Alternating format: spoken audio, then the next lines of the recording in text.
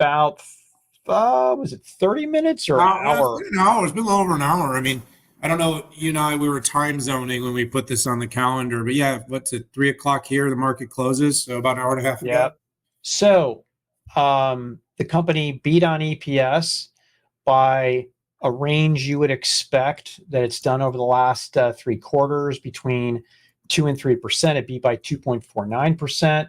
And on revenue, it beat on a very similar structure, which was 0.65%. You can say it met, it beat, but that was very eerily similar to the previous three beats of 0.3, 0.71, and 0.59. But as we know, it's all about the guide. It missed on revenue. It's slightly missed on EPS for the fourth quarter. And Dan, as you said, it is down roughly 8% after hours. But let's talk about growth here. So digital media grew around 11%. Digital experience grew 10%.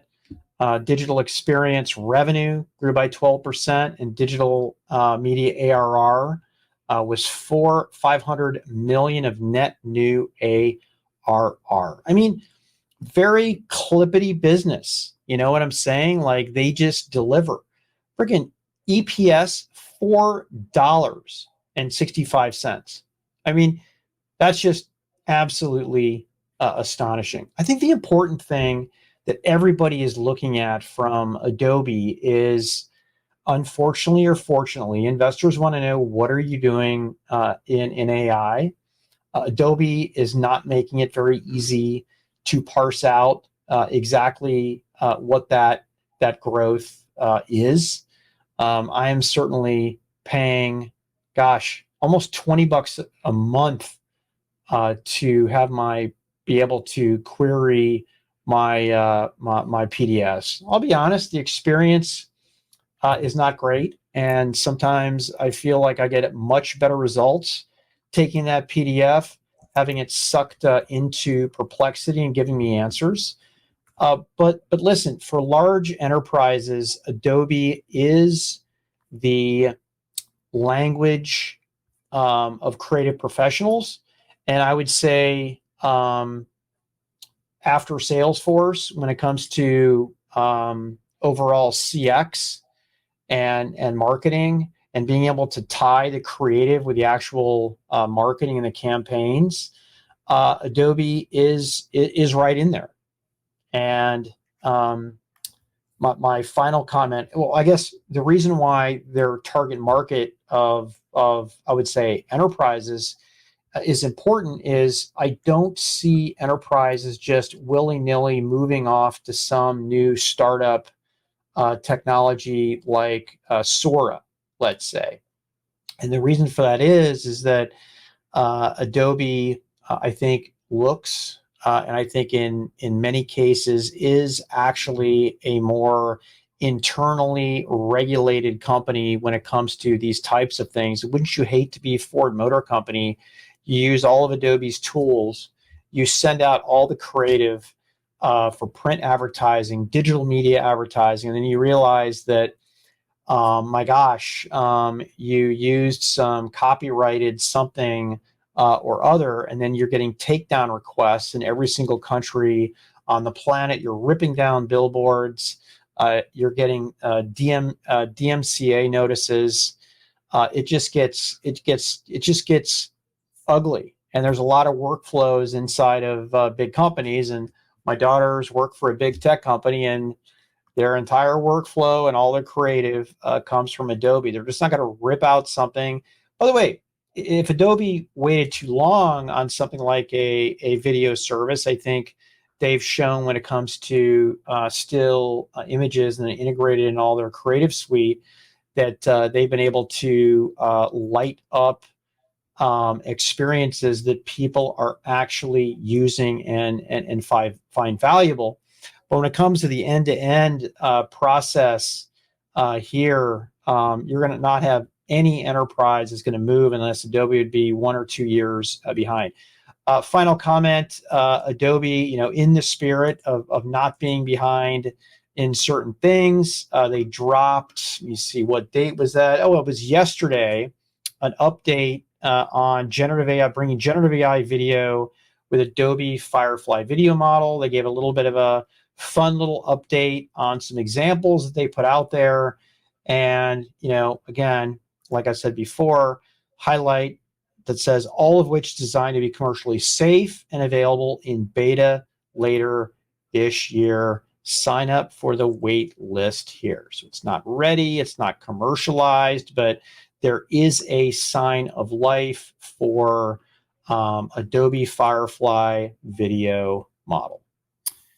Right on. So listen, first of all, Pat, we were joking about, company misses slightly. This is a company that in the last quarter generated a net income of hold on, I'm going to pull this number up here. It had $4.65 of earning, and it recorded 1.68 billion of net income this quarter. Yes. Positive. The market cap of the company at close was $260 billion. After they dropped 8%, it just went down to about 240. So it's barely more valuable than OpenAI at this point, apparently. So anyways, this is why I know I sound sardonic a little bit about it, but it's been a bit of a tumultuous run with the kind of reactions. This stuff is hard, like these image generators and trying to figure out what's licensed. And you and I both knew that one of the biggest problems and challenges that were going to have to be solved going forward is going to be rights usage for AI. And so Adobe did its best to train and make sure it had the right rights for all this. Stubbed its toe a few times. And it stubbed its toe a few times. And, that's definitely been a bit of an area. I mean, it's been performant. I think at times as CEO, Shantanu had to say, hey, it's a little slower, it's a little conservative. Pat, you and I have kind of talked about this. This is the economy too. It's not that good out there, people. I'm sorry. It's just, where's the first area? What do you cut first? Marketing. Exactly. And so, while companies are looking to get more efficient and use generative AI, we saw, the subscription revenue grew double digits. By the way, 11%, right on par with what Salesforce grew, right up. This is what Adobe apps grew. This is how much that market is growing right now. It's about 10% for enterprise applications. So they're NetSuite Infusion ERP, boom, 10%. They actually grew a little faster, but same thing. Yeah. I mean, they were in the sub 20. And so the point is everything is slowing. The market's slowing. The economy's slowing. We're seeing inflation drop a little bit. And I'm not meaning to make this all about economy, but sometimes company performance, when you're CEO, you have to have the gall to say, it's getting slower out there. I'm not going to overpromise. I'd rather take the hit now, over deliver later. The 11% growth in digital media with Firefly, it's good. I think people want to hear this AI growth thing, though. They want to hear it's growing a lot, it's growing fast, and there's a ton of money coming in from it. And, Pat, you and I have gone that kind of the gambit today. We talked about Oracle saying we're not going to charge it all for it. Companies like Adobe have been able to make money with tools like Firefly using tokens and rights. And I don't think we've settled on which is the right approach just yet. I think near term, though, investors want to hear we're making more money because of AI. I still like Adobe. A lot of recurring, a lot of predictable revenue. The company is in good shape. It's got those little toe stubs to deal with, diversified across different parts of creative and more traditional marketing and documents. And Pat, they beat. I mean, look, nobody's ever going to be okay with a bad guide or a down guide. But hopefully that guide sets the company up to have a better performance next quarter versus expectations. Yeah, good stuff, Dan. And just a correction, Oracle Enterprise SaaS was 10% growth when you peel back the onion on Fusion Cloud ERP. It was 16%, and NetSuite was 20. NetSuite was 20. So good catch on that.